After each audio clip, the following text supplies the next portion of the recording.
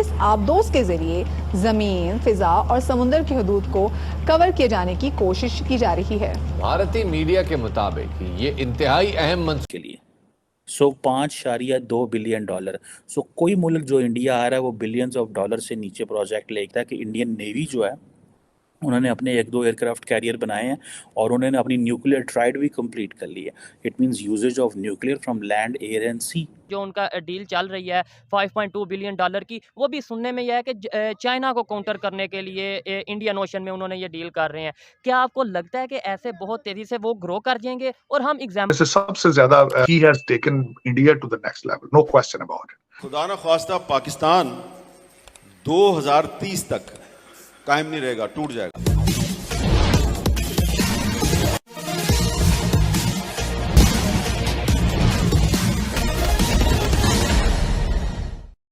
भारत ने जर्मनी के साथ 6 पनडुब्बी बनाने का जिसकी लागत 5.2 बिलियन डॉलर की जो डील की है, इससे भारत की समुद्री ताकत में कई गुना वृद्धि हुई है। कहा जाता है कि इस 6 पनडुब्बियों के बन जाने से भारत की ताकत चीन और पाकिस्तान दोनों से मिलाकर ज़्यादा हो जाएगी। आगे की चर्चा सुनते हैं। बहुत बहुत बड़ी डेवलपमेंट है इंडिया और जर्मनी के ताल्लुकात के अंदर, और 6 सबमरीन जो हैं वो बनेंगी इंडियन नेवी के लिए। 5.2 बिलियन डॉलर। कोई मुल्क जो इंडिया आ रहा है वो बिलियंस ऑफ डॉलर से नीचे प्रोजेक्ट ले। एंड को प्रोडक्शन जो इंडिया चाहता है कि को डेवलपमेंट भी करें, को प्रोडक्शन भी करें, सारा कुछ इंडिया के अंदर लेके आएँ, यहाँ पे नौकरी दें। नरेंद्र मोदी कहते हैं कि मेक इन इंडिया करें, तो होर उन्होंने की चाहिए। दीज अभी के लिए बहुत बड़ा चैलेंज बनता जा रहा है। एक तरफ इंडिया को ये ऑफ़र किया जा रहा है कि वो आ जाए नेटो के अंदर, दूसरा सारे का सारा जो यूरोप है, अमेरिका, जितने भी ममालिक हैं वो सारे इंडिया आ रहे हैं। और सीधी सी बात है, मैं तो इस तरह कहूँगा आके तो ऑफर्स लेके आ रहे हैं। शायद वजह है कि इंडिया चाइना को जो सा वो उसके मुकाबले में आता नज़र आ रहा है ऑटोमोबाइल इंडस्ट्री में, या ओवरऑल भी वो जापान को बीट कर चुका है। और अभी जो सबमरीन्स की बात कर रहे हैं, जो उनका डील चल रही है 5.2 बिलियन डॉलर की, वो भी सुनने में यह है कि चाइना को काउंटर करने के लिए इंडियन ओशन में उन्होंने ये डील कर रहे हैं।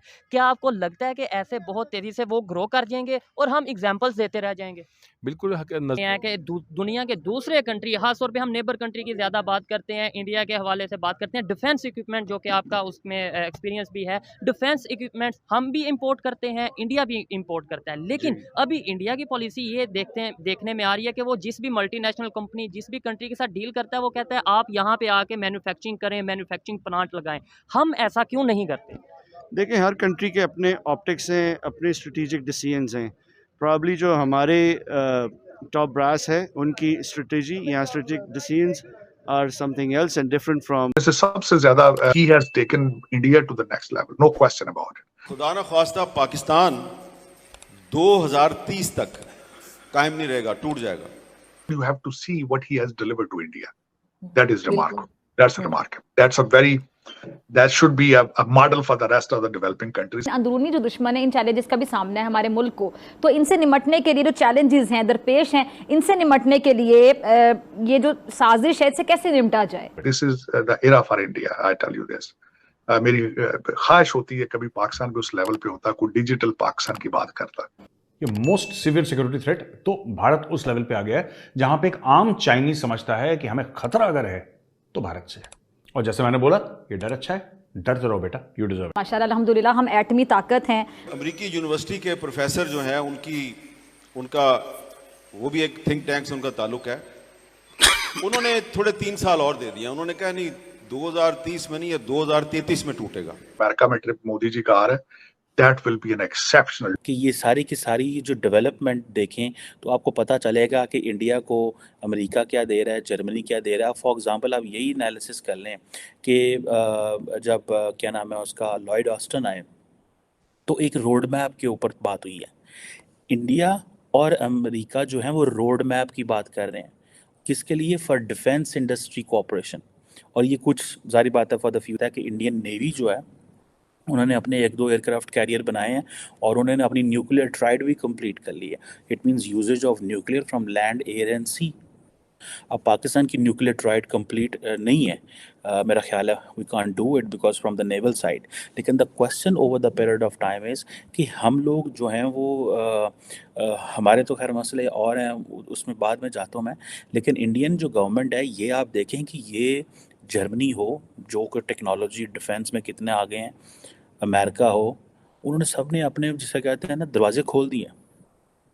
और ये दरवाजे खोलने से वो आप ये समझ लें कि वो सिर्फ ये बात नहीं कर रहे कि को डेवलपमेंट को प्रोडक्शन होगी, वो कह रहे हैं जनाब हमें सप्लाई चेन चाहिए और इंडिया वो सप्लाई चेन देगा। और वो सप्लाई चेन किस में? न्यू टेक्नोलॉजीज़ में, और को प्रोडक्शन करनी है। अभी तो इंडिया अमेरिका जो है बहुत सारी, मैं एक आपके साथ डिस्कस करने जा रहा हूँ आइंदा 1-2 दिनों में कि किस तरह सारे की सारी जो सप्लाई चेन है from Taiwan and China that is moving towards America back in USA and in India. Bharat ने जर्मनी के साथ जो 6 नेवी के लिए युद्धक पोत के बनाने के लिए यानी 6 सबमरीन बनाने के लिए जो डील किया है, उसकी सबसे बड़ी विशेषता यह है कि यह भारत में ही तैयार की जाएगी। इससे न केवल भारत आगे भी इस प्रकार का सबमरीन बिना जर्मनी के सहायता के बना सकता है, बल्कि इस दौरान भी भारत को, भारतीय लोगों को बहुत बड़ा रोजगार मिलने जा रहा है। साथ ही भारत जो रुपया इसमें खर्च करेगा जर्मनी के साथ मिलकर, वह रुपया टैक्स के रूप में भारत में ही रहेगा। भारत को अब इंडियन करेंसी में पेमेंट करना पड़ेगा, इससे विदेशी मुद्रा भी में भारी बचत होगी। और कहा जा रहा है कि इस 6 सबमरीन डील जो जर्मनी और भारत बनाएंगे, इससे भारत की संयुक्त ताकत पाकिस्तान और चीन के संयुक्त ताकत से बढ़ जाएगा। एक तरह से भारत हिंद महासागर में ओशन किंग बन जाएगा और चीन के आए दिन जो धमकी के देते रहता है, अपना युद्धक विमान कभी खोजी विमान के नाम पर श्रीलंका का पोर्ट हो, बांग्लादेश के पोर्ट पर घुमाते रहता है, अगर यह 6 सबमरीन भारत तैनात कर दिया तो चीन की हिम्मत नहीं कि भारत की ओर आए। हालांकि भारत हमेशा से ही चीन और पाकिस्तान दोनों के साथ शांति बनाकर अपने सहअस्तित्व के आधार पर संप्रभुता की रक्षा करते हुए दोनों से अच्छे संबंध चाहता है। पाकिस्तान तो सुधरने वाला नहीं, लेकिन चीन भी लगता है कि अब उसी के राह पर चलते रहा है। चीन के तेवर कभी ठंडे कभी गर्म दिखाई देते हैं, लेकिन चीन को पता है कि भारत के साथ उसने या थल सेना हो, वायु सेना हो, और अब जो भारत की थोड़ी कमजोरी थी नेवी में, वह भी भारत ने इस समुद्री सबमरीन डील करके जो पूरा कर लिया है। भारत के लगातार बढ़ते हुए आर्थिक और सामरिक ताकत के कारण अब पूरी दुनिया की निगाहें भारत की ओर हैं कि अगर चीन जैसे राक्षस पर लगाम लगाना है तो चाहे अमेरिका हो, जर्मनी हो, फ्रांस हो, सब एक स्वर से इस बात को मान रहे हैं कि भारत ही लगाम लगा सकता है। आज के लिए बस इतना ही। जय हिंद। आप अगर हमसे जुड़ा रहना चाहते हैं तो कृपया मेरे चैनल को सब्सक्राइब करें तथा बेल आइकन भी दबा दें ताकि नई वीडियो की जानकारी तुरंत आप तक पहुंच जाए। धन्यवाद। जय हिंद।